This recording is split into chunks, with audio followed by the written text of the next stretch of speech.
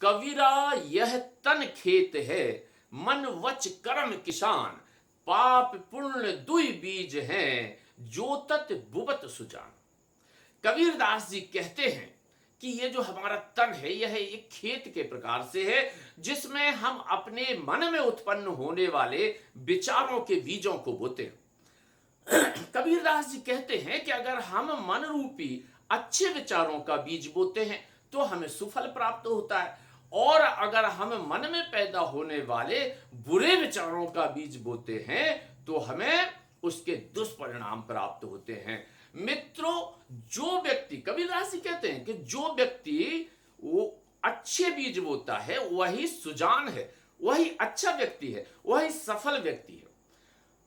तो मित्रों, हम पहले भी बात कर चुके हैं पिछले 2 वीडियोज में कि हमारे मन में जो अच्छे विचार उत्पन्न हो रहे हैं उनका हम पल्लवन कैसे करें, और जो हमारे मन में बुरे विचार उत्पन्न हो रहे हैं उन पर नियंत्रण कैसे करें। तो आज फिर इस पे बात करेंगे, लेकिन इस पर नियंत्रण के तरीके बताने से पहले मित्रों मैं ये जरूर कहना चाहूंगा कि इस कहानी को पूरा सुनिएगा। ये बहुत रोचक कहानी है, बताएगी आपको कि किस प्रकार से मन पर नियंत्रण किया जा सकता है और इसके सुपरिणाम हमें कैसे प्राप्त हो सकते हैं। तो चलो मित्रों शुरू करते हैं कहानी। हाँ तो मित्रों, बहुत साल पहले की बात है। एक राजा के पास बहुत बड़ा साम्राज्य था और वह अपने साम्राज्य का लगातार विस्तार भी करता जा रहा था, साथ में ही वह मनोरंजक कार्य भी करता था। पता नहीं एक दिन राजा को क्या सूझा, उसने पूरे दरबार को बुलाया और कहा कि आज मैं एक बहुत बड़ी घोषणा करना चाहता हूं। सारा दरबार इकट्ठा हो गया, राजा आकर अपने सिंहासन पर बैठ गया। मित्रों, राजा के पास एक बहुत ही सुंदर और बहुत ही बलवान बकरा हुआ करता था। राजा ने उस बकरे को भी बुला लिया। राजा सिंहासन पर बैठा था और उसका बकरा उसके राजा के सिंहासन के बगल में खड़ा हुआ था। अब राजा ने घोषणा करने का समय आ गया।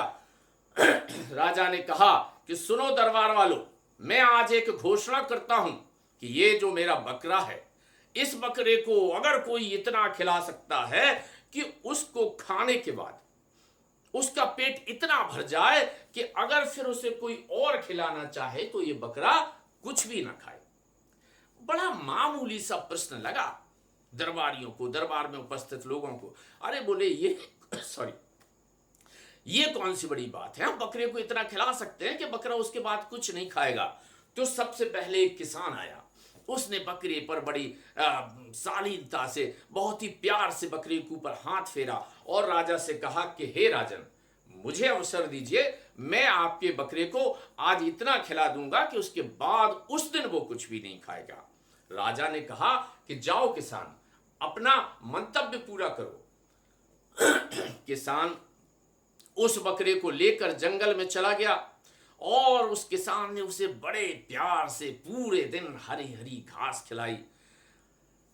किसान संतुष्ट था कि अब अगर हम इस बकरे को राजा के दरबार में ले जाएंगे तो इसका तो पेट पहले ही इतना फूल चुका है कि ये बकरा और कुछ नहीं खाएगा। और ऐसा सोचता हुआ शाम के वक्त, जबकि संध्या हो रही थी, रात होने को थी, वो किसान उस बकरे को लेकर राजा के दरबार में पहुंचता है और कहता है कि हे राजन, देखो आपके बकरे का पेट कितना भरा हुआ है, अब ये कुछ नहीं खाएगा।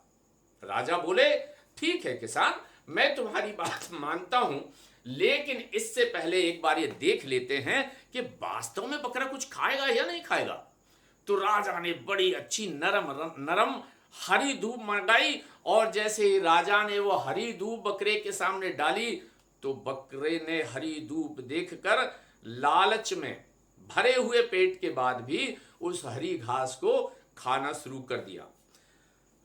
किसान झुंझलाता हुआ चला गया। इस प्रकार से दूसरे दिन भी एक दूसरा कोई विद्वान आया, उसने कहा कि हे राजन, मैं आपके बकरे को भरपेट खिलाऊंगा, इसके बाद आपका बकरा कुछ भी नहीं खा पाएगा। वो व्यक्ति भी उसे जंगल में ले गया और बकरे को उस व्यक्ति ने ना केवल हरी हरी नरम दूध खिलाई, अपितु उसने बकरी को कुछ अच्छे फल भी खिलाए। बकरे को कुछ अच्छी पत्तियां भी खिलाई और भरपूर प्रयास किया कि बकरे का पेट इतना भर जाए कि बकरा उसके बाद कुछ भी ना खा सके। और शाम को लौट के वो व्यक्ति भी राजा के दरबार में आता है और कहता है कि हे राजन, आपका बकरा अब कुछ नहीं खाएगा। राजा फिर से हरी दूब मंगाता है, उस बकरे के सामने डालता है और बकरा उस हरी दूब को खाने लगता है। तीसरे दिन आता है एक गरीब ब्राह्मण। वो ब्राह्मण गरीब तो था लेकिन विद्वान भी था। उस गरीब ब्राह्मण ने राजा को कहा कि हे राजा, एक दिन के लिए बकरा मुझे दीजिए और मैं आपको विश्वास दिलाता हूं कि इस दिन हम आपके बकरे को इतना खिलाएंगे कि इसके बाद आपका बकरा कुछ नहीं खाएगा। वह गरीब ब्राह्मण राजा के बकरे को जंगल में ले जाता है और ले जाने के बाद जैसे ही हरी हरी दूब का क्षेत्र आता है और जैसे ही बकरा अपना सिर नीचे करता है हरी हरी दूब खाने के लिए, ब्राह्मण पीछे से एक हरी हरी छड़ी बकरे के पिछवाड़े पर मारता है। अभी बकरे का मुंह घास तक पहुंचा ही नहीं था और पीछे से एक छड़ी पड़ती है तो बकरे का सिर ऊपर हो जाता है। वो सोचता है कि अरे मुझे छड़ी क्यों मारी गई। फिर कुछ सोच के बकरा फिर से अपना मुंह नीचे की तरफ करता है, सिर नीचे की तरफ करता है हरी हरी घास को, नरम नरम दूब को खाने के लिए। लेकिन जैसे ही बकरा फिर से अपना सिर नीचे की तरफ ले जाता है, ब्राह्मण पीछे से फिर एक छड़ी जोर से उसके पिछवाड़े पर मारता है। 2 बार, 3 बार, 4 बार, 5 बार, सारे दिन यही चलता रहा। जब भी बकरा अपना सिर घास खाने के लिए नीचे करे, नरम नरम दूब खाने के लिए नीचे करने की कोशिश करता, ब्राह्मण पीछे से एक छड़ी उसके पिछवाड़े पर सटका देता। अब तो बकरे को यह लगने लगा कि शायद वो गलती कर रहा है, हरी घास को खाने की कोशिश जो वो कर रहा है शायद वो गलती कर रहा है, इसलिए उसके पिछवाड़े पर एक जोर की छड़ी पड़ती है। और शाम होते होते बकरे ने यद्यपि कुछ भी नहीं खाया मित्रों, उसका पेट अभी भी खाली था मित्रों, और फिर भी वो ब्राह्मण उस बकरे को लेकर राजा के दरबार में आता है और कहता है कि हे राजन, मैंने आपके बकरे को इतना खिलाया है कि अब ये बकरा कुछ भी नहीं खाएगा। राजा को बड़ा आश्चर्य हुआ और उसने ब्राह्मण से कहा कि हे गरीब ब्राह्मण, मुझे तो इस बकरे का पेट कुछ खाली दिख रहा है और उसके बाद तुम कहते हो कि बकरा कुछ नहीं खाएगा। ठीक है, हम देख लेते हैं। और राजा ने बढ़िया हरी हरी नरम नरम दूब बकरे को खाने के लिए मंगाई मित्रों।